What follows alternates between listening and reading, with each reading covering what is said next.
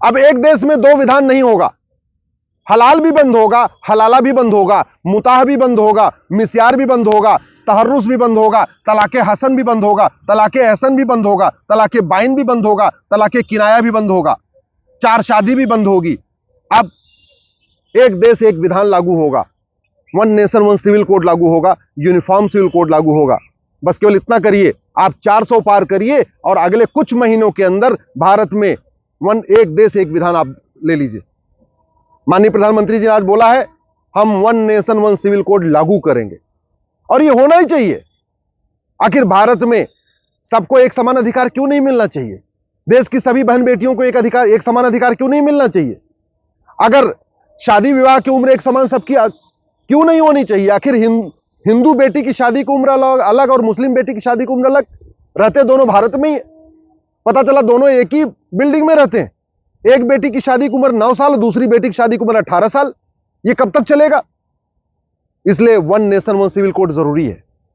Grounds of divorce अलग अलग क्यों होना चाहिए? प्रोसीजर ऑफ डिवोर्स अलग अलग क्यों होना चाहिए? अगर नपुंसकता के आधार पर डिवोर्स होता है तो वो सबके लिए कॉमन ग्राउंड होना चाहिए। अगर बाजपन के आधार पर डिवोर्स हो सकता है तो वो ग्राउंड सबके लिए होना चाहिए। अगर कोड होने पर डिवोर्स हो सकता है तो वो ग्राउंड सबके लिए होना चाहिए। ये अलग अलग क्यों? हिंदू का अलग ग्राउंड, मुस्लिम का अलग ग्राउंड, पारसी का अलग ग्राउंड और क्रिश्चियन का अलग ग्राउंड।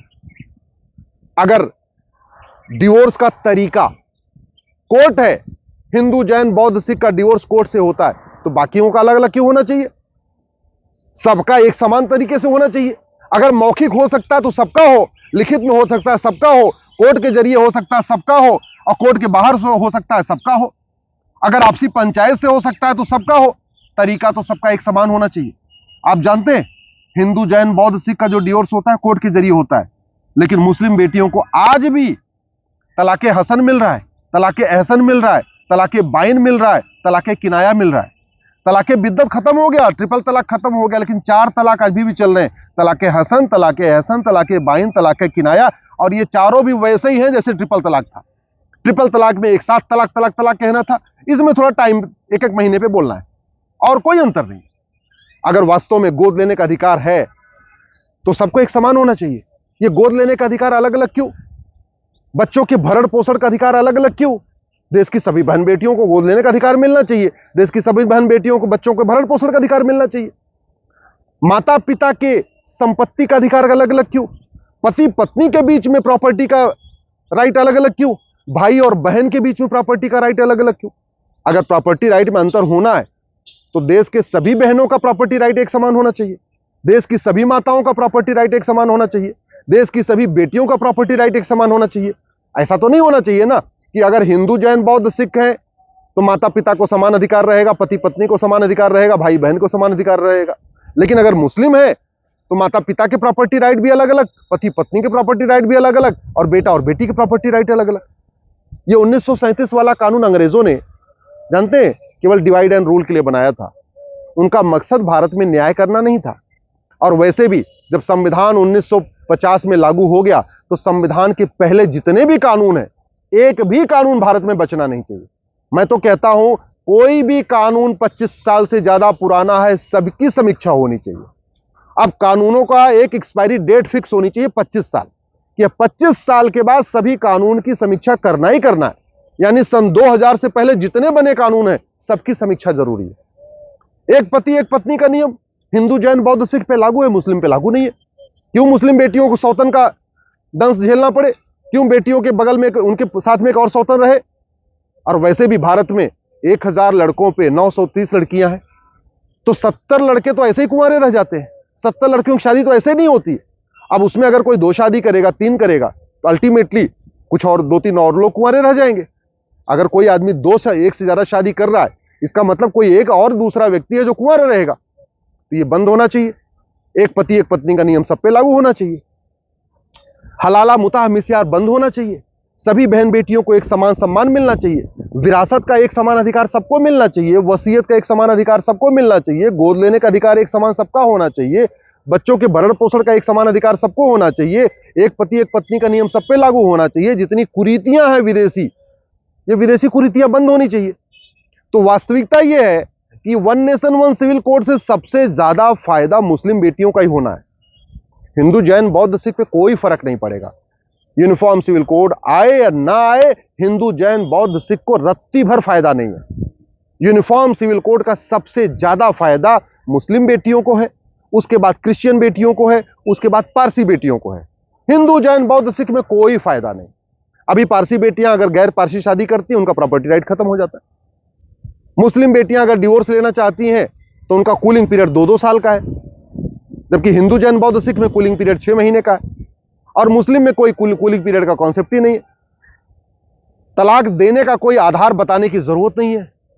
गुस्सा होके भी तलाक दे सकते हैं, रोटी ठंडी होने पे भी डिवोर्स दे सकते हैं, तलाके हसन तलाके हसन तलाके बाइन दे सकते हैं। अब एक देश में 2 विधान नहीं चलेगा, लेकिन मेरा आप लोगों से निवेदन है, घर से निकलिए, वोट से चोट करिए। इस शरिया कानून के खिलाफ वोट से चोट करिए। ये जो गुलामी का कानून चल रहा है उसको खत्म कराने के लिए वोट से चोट करिए। ये जैसी वोटिंग हो रही है ठीक नहीं है, और 80% वोटिंग हो जाए ना तो मैं गारंटी के साथ कहता हूं 400 पार हो जाएगा। और 80% वोटिंग हो गई और 400 पार हो गया ना, उसके बाद तो एक से एक जबरदस्त काम होंगे। अगर 400 पार नहीं हुआ, केवल सरकार बनी, तो सड़क बनेगा, हॉस्पिटल बनेगा, रेलवे बनती रहेगी, बुलेट ट्रेन बनती रहेगी, एयरपोर्ट बनता रहेगा, एक्सप्रेसवे बनता रहेगा। यही होगा फिर।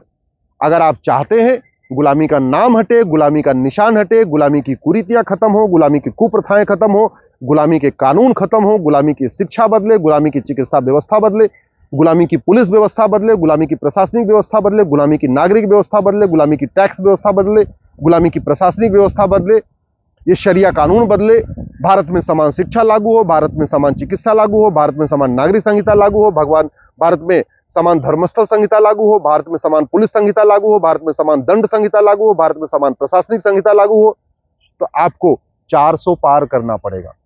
क्योंकि ये सब कुछ करने के लिए केवल कानून नहीं बदलेगा, बल्कि संविधान में संशोधन करना पड़ेगा। और संविधान में संशोधन होता है 2/3 बहुमत से। राज्यसभा में एनडीए के पास केवल 117 सांसद हैं, सिंपल मेजॉरिटी से भी 4 कम है। तो फिर क्या कर सकते हैं? संविधान बदलने के लिए ज्वाइंट सेशन बुलाना पड़ेगा। ज्वाइंट सेशन बुलाएंगे, उसमें आपको 521 सांसद चाहिए। राज्यसभा में 117 है, तो और टोटल चाहिए 521, तो 521 - 117 इज इक्वल टू 404, यानी लोकसभा में 404, कम से कम 404 चाहिए। और ये हो सकता है। राजीव गांधी जी को 1984 में 404 मिल चुका है, ऐसा नहीं कोई रॉकेट साइंस की बात मैं कर रहा हूं, आखिर 404 मिल चुका है। अब की बार 400 पार कर दीजिए, उसके बाद धमाकेदार आप एक के बाद एक कानून देखते जाइए, धमाकेदार आप शुरुआत देखते जाइए, लेकिन 400 पार करना पड़ेगा। और 400 पार करने का तरीका यही है, सबको जगाइए। आपके फोन में जितने फोन नंबर हैं सबको एक एक बार फोन करिए, अपने फेसबुक पे सबको लिखिए, अपने सारे दोस्तों को लिखिए, फेसबुक पे अपना फ्रेंड बढ़ाइए, 5-5 हजार फेसबुक फ्रेंड बनाइए, और सबसे कहिए 100% वोट करें। 100% सारे लोग दोस्त के साथ, यारों के, अपने रिश्तेदार के साथ, मित्रों के साथ, सब लोग जाके वोट करें, छुट्टी लेके वोट करें। अगर दूर रहते हैं तो कोई बात नहीं, 1-2 दिन छुट्टी कर लें, आखिर शादी विवाह के लिए छुट्टी करते हैं ना, घूमने टहलने के लिए छुट्टी करते हैं ना, वोट के लिए भी छुट्टी कर ले, छुट्टी करके वोट करें, लेकिन वोट जरूर करें। वोट करेंगे, 400 पार होगा, तो याद रखिएगा धमाकेदार कानून बनेंगे, एक से बढ़कर एक कानून बनेंगे। और जो हम कहते हैं ना भारत स्वतंत्र, अभी स्वतंत्र हुआ नहीं है। स्वतंत्र मतलब स्व अपना तंत्र, अपना तंत्र। अभी अपना तंत्र विकसित नहीं हुआ है, अभी सब कुछ गुलामी का चल रहा है। 1872 का क्रिश्चियन मैरिज एक्ट चल रहा है, 1936 का पारसी मैरिज एक्ट चल रहा है, 1937 का शरीयत एक्ट चल रहा है। आप चाहते हैं घुसपैठ के खिलाफ कठोर कानून बने, धर्मांतरण के खिलाफ कठोर कानून बने, जनसंख्या विस्फोट रोकने के लिए कठोर कानून बने, भारत में एनआरसी लागू हो, भारत की जो डेमोग्राफी बदल रही है ये रुके, तो कानून बनाना पड़ेगा। और एक बात याद रखिएगा, आज के नेता 25 साल के बाद आपका घर बचाने नहीं आएंगे, लेकिन आज का कठोर कानून, आज का अच्छा कानून आपकी 25 पीढ़ियों को बचाएगा। दुर्योधन का ननिहाल गंधार अफगानिस्तान बन चुका है, राजा भरत का ननिहाल कैके पाकिस्तान बन चुका है, पूर्वी बंगाल बांग्लादेश बन चुका है, भारत के 9 राज्यों में खत्म हो चुके हैं, भारत के 200 जिलों में खत्म हो चुके हैं, भारत की 900 तहसीलों में खत्म हो चुके हैं।